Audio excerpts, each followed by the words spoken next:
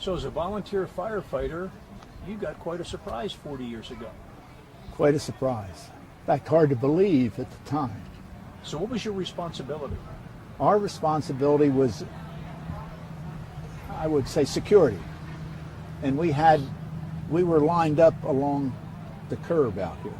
Across in front of Whitney Avenue, in front of the building. In front of the building. And there was a fireman and a state trooper, a fireman and a state trooper, and we were arm's length apart, right on down the curb line. And that was our participation. The other thing we had was a fire truck out on the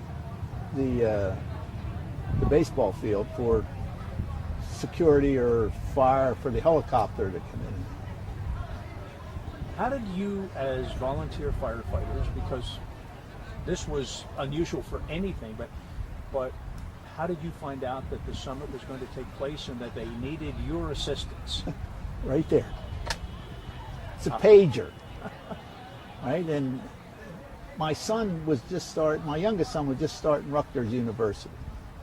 So I was doing odd jobs. I was a shift worker, and I was doing odd jobs to put my two boys through. They were both going to be in Rutgers at the same time. And we were out on what we call the Ridge, about 4 blocks from here.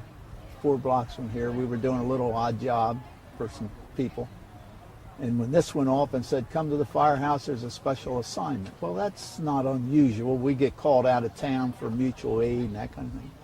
So we went to the firehouse, and the deputy chief at that time, because the chief was out here getting the building ready. We didn't know it at that time, but he was, Chris Siebert. The deputy chief said, we have an assignment. The president's coming into Hollybush. Nah, we don't believe you. Well, it's true. I want you back here in an hour in uniform.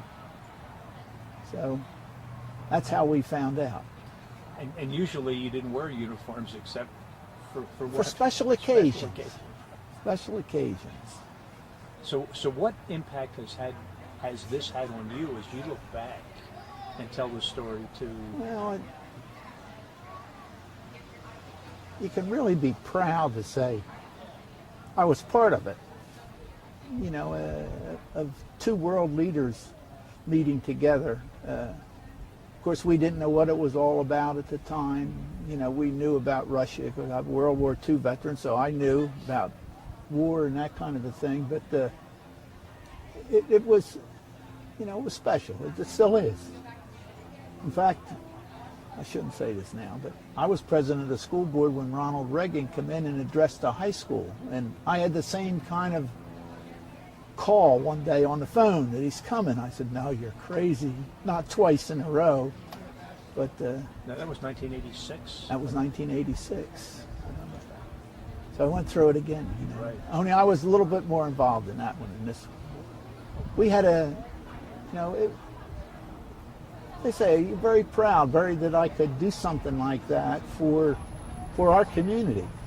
It's a nice little community. Very proud of it. Well, great. Thank you very much. Okay. That's great.